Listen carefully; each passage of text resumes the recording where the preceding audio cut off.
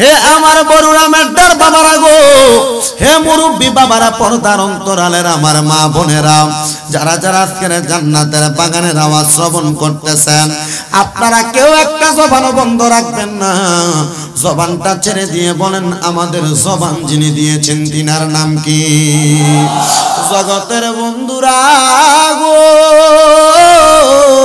ও নবীর উম্মতের দল, জবানের মালিক হলো আমার আল্লাহ। আল্লাহ পাক রব্বুল আলামিনের দেওয়া জবান নিয়ে আজকে যারা যারা জান্নাতের বাগানে বসে গেলেন, আপনারা একটা জবানও বন্ধ রাখেন না।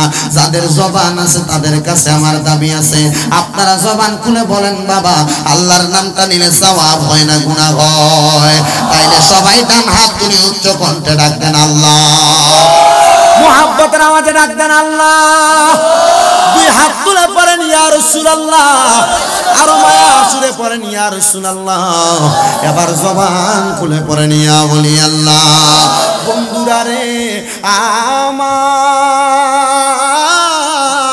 ও আল্লাহর বান্দা নবীর উম্মতের দল, আজকের জান্নাতের বাগানে বসে আপনারা সাক্ষী দিলেন জবানের মালিক আমার আল্লাহ। ও বন্ধু গো, একটাবার চিন্তা করো, তোমার আমার জবান যদি আমার আল্লাহ বোবা বানাইয়া দিত, আমরা তো এই জবান দিয়ে আল্লাহরে ডাকতে পারতাম না। তোমার আমার জবান যদি আমার আল্লাহ পাক রব্বুল আলামিন বন্ধ করে দিত, এই জবান দিয়ে তুমি তোমার মারে ডাকতে পারতা না, তুমি তোমার বাবারে ডাকতে পারতা না, কারোর সাথে কোনো কথা বলতে পারতা না। আল্লাহর কাছে একবার ডাক দিয়ে কইবা, গো আল্লাহ, ও দয়াল আল্লাহ, আপনি আমরারে কেন এত সুন্দর জবান দিলেন? আল্লাহ কয়, বান্দা শুধু জবান তো দেই নাই, ওয়া দিহি তোমারে হাত দিলাম। ও বান্দা, তোমাকে চক্ষু দিলাম, মাথা দিলাম, এত সুন্দর অবয়ব দেহটা প্রদান করলাম। এই দেহটা প্রদান করে আমি আল্লাহ তোমাদের নাম দিলাম ইনসান। শুধু ইনসান বলতে তুমি একজনকে বুঝাই নাই, আমি আল্লাহ পাক রব্বুল আলামিন সকল বান্দারে বুঝাইছি। একটাবার চিন্তা করেন মুরব্বী, আপনি ইনসান, যুবক ইনসান, ছোট বাচ্চাটাও ইনসান, সবাই ইনসানের কাতারে পড়ে। আল্লাহ কয়, জগতের বান্দার দলেরা, ও বান্দার দলেরা, আমি আল্লাহ তোমাদেরকে বানাইয়া আমি আল্লাহ কিন্তু তোমাদেরকে এমনি এমনি ছেড়ে দেই নাই। ও আল্লাহ গো, আপনি কেন এমনি ছেড়ে দেন নাই? আল্লাহ কয়, জগতের বান্দা, ওয়া মা খালাকুতুল জিন্না ওয়াল ইনসা ইল্লা লিয়াবুদুন। ও বান্দা, আমি আল্লাহ তোমাদেরকে এমনি ছেড়ে দেই নাই, আমি মানব জাতি এবং জিন জাতিকে বানাইলাম আমার ইবাদতের জন্য। ও বন্ধু, আল্লাহ যদি আল্লাহর ইবাদতের জন্য আপনারে আমারে বানায়, 5 ওয়াক্ত নামাজে মসজিদে হাইয়া আলাস সালাহ বলে আপনাকে দৈনিক 10 বার মসজিদে আহ্বান করা হয়, মসজিদে যাইবা দূরের কথা, কামারে কাজ কর্ম নিয়ে ব্যস্ত থাকো, দোকানদারি নিয়ে ব্যস্ত থাকো, সংসার নিয়ে ব্যস্ত থাকো, একটা বারও তো চিন্তা করো না আমারে যে আল্লাহ ডাক দেয় হাইয়া আলাল ফালাহ, আমারে যে কল্যাণের দিকে ডাক দেয়, আমি যে কল্যাণের দিকে যাই না। আরে যাইবা কেমনে, যাইবা কেমনে, যাইবা কেমনে রে মুসলমান? তুমি তো এখনো পর্যন্ত তোমারে আমার আল্লাহর কাছে দেখানোর মতো যোগ্যতাই অর্জন করো নাই। একটা কথা মনে রাখবেন, আল্লাহকে দেখানোর মতো যোগ্যতাটা কি আপনার তো একটু জানতে হবে। ও বন্ধু, আমার নবী ডাক দিয়ে কয়, সাহাবায়ে কেরাম, তোমাদের যেই দেহটা আমার আল্লাহ পাক রব্বুল আলামিন তোমাদেরকে দিল, তোমরা ঠিক সেই দেহটাকে আমার আল্লাহর কাছে ঠিক তেমন ভাবে ফিরিয়ে দিবা। কিন্তু আপনি চিন্তা করেন, আপনার দেহটা আপনি আল্লাহর কাছে ঠিক তেমন ভাবে ফিরিয়ে দিতে পারবেন না। আপনার জীবনে যত গুনাহ, আমার জীবনে যত গুনাহ, ওই গুনার কারণে আপনি আল্লাহর কাছে আটকা পড়ে যাইবেন। এই জন্য আল্লাহ পাক রব্বুল আলামিন কয়, ইন্না বাতশা রাব্বিকা লাশাদীদ। আল্লাহ কয়, বান্দা, নিশ্চয়ই আমার ধরা হলো শক্ত ধরা। আল্লাহর ধরা যদি শক্ত ধরা হয় রে মুসলমান, আপনি চিন্তা করেন আপনি জীবনে কয় ওয়াক্ত নামাজ ছাড়ছেন, আপনি চিন্তা করেন আপনার জীবনে আপনি কত ইবাদত বন্ধ করছেন, আপনি চিন্তা করেন আপনার জীবনে কত মুসলমানের সাথে অবৈধ কাজ করছেন, আপনি চিন্তা করেন আপনি কত মুসলমানের মনে কষ্ট দিচ্ছেন। আমার নবী কই, উম্মত, ও আমি নবীর উম্মতের দলেরা, তাইলে যদি তোমরা তোমাদেরকে আমার আল্লাহর কাছে সঠিকভাবে প্রেজেন্টেশন করতে চাও, আমার নবীর হাদিস শরীফের মধ্যে আমার নবী 7টা জিনিসের কথা বলছে। 7টা জিনিস কেউ যদি দুনিয়ার জমিনে বেশি করতে পারে, ওই ব্যক্তি আমার আল্লাহর কাছে তার ওই পুরাটা দেহ অবয়ব আল্লাহর কাছে প্রেজেন্টেশন করতে পারবে। আমার নবীকে সাহাবীরা কয়, নবী গো, যদি এই জিনিসগুলো আল্লাহর কাছে দেখাইতে না পারে গো, আপনার কাছে জানতে চাই আপনার উম্মতের অবস্থাটা কেমন হবে। আমার নবী বলে, আমার আল্লাহ পাক রব্বুল আলামিন আমি নবীকে ক্ষমতা দিব, ও ওয়া আনা আউয়ালু মান ইয়াকরাউ বাবাল জান্নাহ, সর্বপ্রথম জান্নাতের দরজা খোলার জন্য। কিন্তু আমাকে যখন হাসরের ময়দানে পশ্চিম দিক থেকে উপস্থিত করা হবে, আমি নবী যায় তাকে দেখব আমার উম্মতগুলো হাসরের ময়দানে একসাথে দাঁড়ায়া রইছে। আমি দেখব রে, মা মইরা গেলে ফুতের চেহারা যেমন এতিম এতিম হইয়া যায়, বাপ মইরা গেলে সন্তানের চেহারা যেমন এতিম এতিম হইয়া যায়, আমার উম্মতেরা হাসরের ময়দানে এতিমের মতো তাকিয়ে থাকবো। আমার উম্মতেরা বড় ভয় পাইয়া যাইব। নবী গো ইয়া রাসূলুল্লাহ, নবী গো, তাহলে আপনার উম্মত আল্লাহর কাছে সুন্দরভাবে কিভাবে তাকে প্রেজেন্টেশন করবে? আমার নবী কয়ে 7টা জিনিস মানলে সে আল্লাহর কাছে প্রেজেন্টেশন করতে পারবে, আল্লাহর কাছে তার দেহটা নিয়ে দাঁড়াইতে পারবে, আর নচেত সে মুখ দেখাইতে পারবে না। ওরে মুখ দেখাবো কারে গো আমি, মুখ দেখাবো কারে? ওরে ঘরের মাল সব নিয়া গেল অচি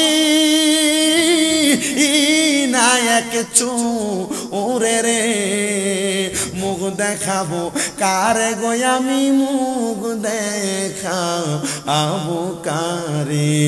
জগতের বন্ধুরা, আপনি বলতেছেন হুজুর এই গানটা দিয়া কি বুঝাইলেন? আমার তো জানতে বড় ইচ্ছা নাই রে, কি লাগা গানটা গাইলেন? ও বন্ধু, আপনার ঘরের মালিক কেমনে অসিনা সরে নিছে জানেননি? আপনার ঘরের মাইয়াটা অন্য দেশের খ্রিস্টান দেশের কীর্তি কালচার ফলো করে, আপনার ঘরের বউটা খ্রিস্টানদের কীর্তি কালচার ফলো করে, আপনার ঘরের বউটা ঘরের মধ্যে দেখেন স্টার জলসা বিভিন্ন সিনেমা লাগায় বইসা থাকে, রাস্তা দিয়া যখন বাইরে হয় আপনার ঘরের স্ত্রীর কাপড়টার দিকে চাইলে মনে হয় মাছ ধরি না নেট জাল লইয়া কারের থেকে বাইরে হইছে। আপনার ফুতের মাথাটার দিকে ছায়া দেখেন, আপনার ফুতের মাথার চুলডি রাতা কাইটিং এর মতো দিয়া রাখছে। জিজ্ঞাসা করলে কয় তুই চুলডিরে এমন করলি কি লাগা? কইব হুজুর আমি এটা এমন করছি না তো, আমারে করাইছে। কয় কেডা? কয় শয়তানে। শয়তানটা কেডা? কয় ব্রাজিলের মেসি। শয়তানটা কেডা? আর্জেন্টিনার মেসি। শয়তানটা কেডা? কয় ব্রাজিলের নেইমার। কয় করলি কি লাগা? তুই কেন তারে ফলো করলি? তুই কি জানোস না তোর জীবনের উত্তম আদর্শ হইল নবী মুহাম্মদ মুস্তাফা আহমদ মুস্তাফা সাল্লাল্লাহু আলাইহি ওয়াসাল্লাম। তুই দি নবীর আদর্শ গ্রহণ করে বাবরি চুল রাখস না। কয় হুজুর বাবরি চুল রাখলাম দার এলাকায় দমদারে বান্দারি কইয়াছে তাই। আল্লাহর কসম রে, এই বাবরি চুলটা যারা বান্দারি কইয়াছে তাই অহংকার করতে চায়, এরা মুনাফিক বেঈমান। খোদা কি কসম, এটা আমার দয়াল নবীর সুন্নাহ। নবীর সুন্নাত বাবরি চুলটা যারা যারা যারা যারা বান্দারি চুল কয়া কয়া এই বাবরি চুলটারে বন্ডদের সাথে তুলনা করবে, তুমি আসলে বন্ডদের সাথে তুলনা করো নাই, তুমি আসলে বন্ডদের সাথে তুলনা করো নাই। এই বাবরি চুল নবীর সুন্নাত, নবীর আদর্শ, নবীর সুন্নাত অহংকার করে তুমি কুফরি করছো, কাফেরে রূপান্তরিত হয়ে গেছো। আল্লাহর কসম, যে কুফরি করে কাফেরে রূপান্তরিত হয় তার বউটা অটোমেটিক তালাক হইয়া যায়। পাগলা তিতা মিডা বুঝে না, পাগলা রে জিলাফি দি সাফার দাঁত চালাই দিব বান্দারি কস। আজকে দেখলাম আমরা তো কমেডিয়ান জানি আর যা জানি রফিকুল্লাহ আফসারি সাহেব চিনেন না, যত কিছু এলেম কালাম আছে, কিন্তু আজকে দেখলাম যে উনি কি সুন্দর করে কইতাছে যে তোমরা আমরা যারাই আছো যেই গরনার এ বাবরি লম্বা চুললে তোমরা বান্দারি কও আর যা কও, এ বাবরি লম্বা চুল নবীর সুন্নাত, সাবধান তোরা এটার বিরোধিতা করিস না। আমি আজকে দেখে অবাক হয়ে তাকিয়ে রইলাম। মারহাবা কইতেন না? আমার সামনে কোনোদিন কইতে পারে না। আলহামদুলিল্লাহ, দোয়া করেন হুজুর, আমরা এলাকা তো হাবি টাবি আসেনি। আর যদিও থায় দুই একটা সিবা চাবাত গাঁটটা তুললে কথা কইব, গান মুসলিম গেলাম। আমার আজকে কানে কানে রুমে যায় হুজুর এমন কোনো কথা কইেন না যেটা কইলে আমরা এলাকাত কৌমি আছে, সুন্নি আছে, মাঝবান্ডারি আছে, তারপর জায়েদ হুজুরের মুরিদ আছে, বিভিন্ন মুরিদ আছে। পাগল, আমি যদি কোরআন হাদিস সম্মত কথা বলি কারোর গায়ে ফললে এটা আমার করবে কেন? কোরআন হাদিস এর বিরুদ্ধে চলে গেছে, এটা তার ব্যাপার। কথা কয় না কেন?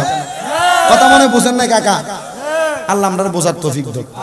শুনেন, একটা কথা মনে রাখেন, যে যেটা হোক ওনাদের সাথে আমাদের টাকা পয়সা লইয়া ফিরে ফিরে আছে, মারামারি আছে, দ্বন্দ্বটা তো নবী লইয়া সামান্য আকীদাগত বিষয় লইয়া সমাধান করে লাল না।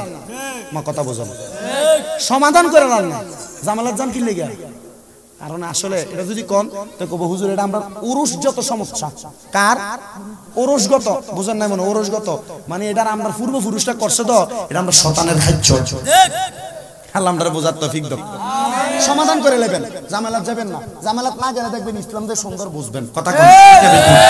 এই জন্য বন্ধুরা, তোমার জীবনের উত্তম আদর্শকে ভুলবে না। এর লাগি আমরা মুসলমান জায়গা জায়গা বেজ্জুত হই। আল্লাহ সবকিছু সৃষ্টি করছে। আল্লাহ কয় তোমরা জানো না আমার নবীরে সবকিছুর বন্টনকারী বানিয়ে দিছি।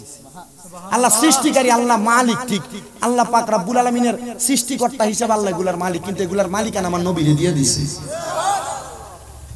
আপনি মনে করছেন মাশাআল্লাহ গো আমরা আল্লাহ আল্লাহ আল্লাহ আল্লাহ, অনেকের পোস্টারের ভিতরে শুধু নারায়ে তাকবীর দেয় না, পোস্টার শুধু নারায়ে তাকবীর, নারার রিসালাতটা কই আছে জিগেল, নারার রিসালাত কেন জানেন? এদেরকে শুধু জিগাইবেন যে নারে তাকবীর আল্লাহ পাক রব্বুল আলামিনের সমস্ত পরিচয় তুমি কিভাবে জানছো? কবে কোরআনের মাধ্যমে। তো এই ব্যবতারের প্রশ্ন করেন যে কোরআন আগে আছে না নবী আগে আছে? নবী আগে আছে হুজুর। কিতা কইতাম কোন? এগুলা হচ্ছে অনেক আগের কথা, সমসাময়িক বিষয়ের কারণে এগুলা বলা লাগে। আর নচেত সমস্ত বিষয়ে কথা বলার আমার কোনো উদ্দেশ্যই নেই। নবীজি দুনিয়াতে আগে এসেছেন, কোরআন আইছে পরে, কোরআন আইছে আগে। নবীরে মানুষ না তো, তোর নবীর ব্যাপারে তোর আকীদার ভিতরে গন্ডগোল গুণ ফোকা গায়ে রাখছে তোর। আল্লাহ বোঝার তৌফিক দান করুক। এই জন্য যুবক ভাইরা, আপনার জীবনের সবচাইতে আদর্শ যেটা গ্রহণ করবেন সেটা হলো নবী মুহাম্মদুর রাসূলুল্লাহ সাল্লাল্লাহু আলাইহি ওয়াসাল্লাম। লাকাদ কানা লাকুম ফি রাসূলিল্লাহি উসওয়াতুন। মারহাবা, জীবনের উত্তম আদর্শ আমার নবী। এই জন্য তুমি মেসি নেইমারের মতো কোনো কাইটিং ফলো করবা না। আমি জানি আজকের আপনারা কেন এত মানুষ সজাগ করে গেছেন। রাত্রে 1টার দিকে বলে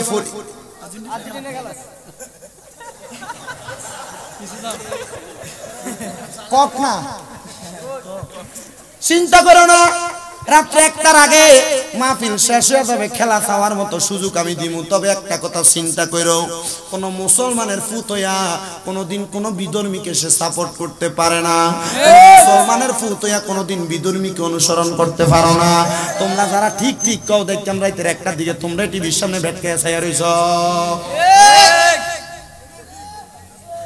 আর্জেন্টিনা জিতুক, ব্রাজিল জিতুক, যে কোনো দল জিতুক, এটা তোমার অসুবিধা কি? এটা নিয়ে তোমরা চাচাতো ভাই জ্যাঠাতো ভাই একটা আরেকটা লোকে কথা কও না।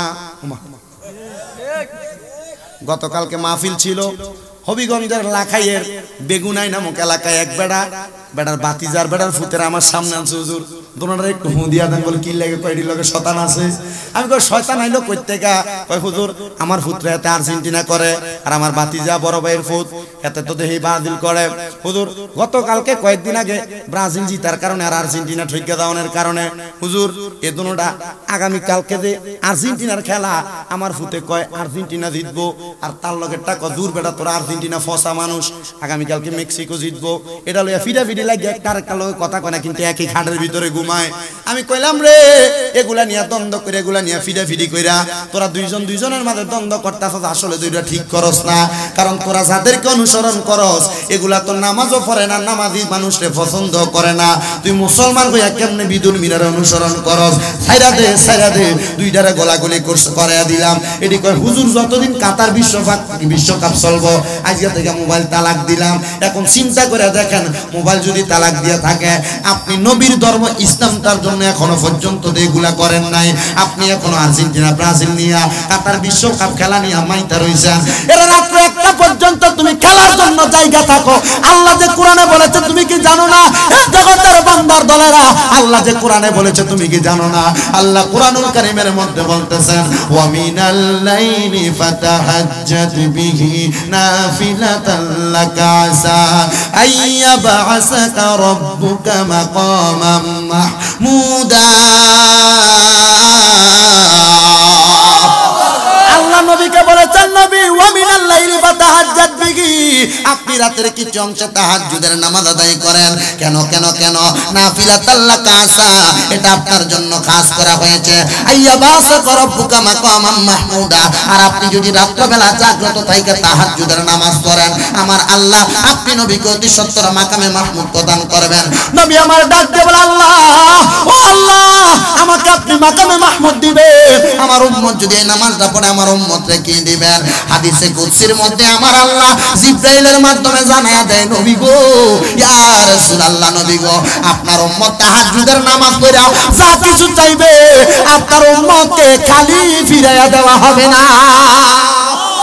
এ যুবক, এই কাতার বিশ্বকাপ খেলা দেখতে যে তুমি রাত্রে 1টা-2টা পর্যন্ত জাগ্রত থাকো, কই এখনো তো পর্যন্ত দেখলাম না আমার আল্লাহরে খুশি করার জন্য একটা রাত্র দাঁড়ায় দাঁড়ায় ইবাদত করতে, একটা রাত্র তাহাজ্জুদ করতে, একটা রাত্র মাহফিলে কাটাইতে।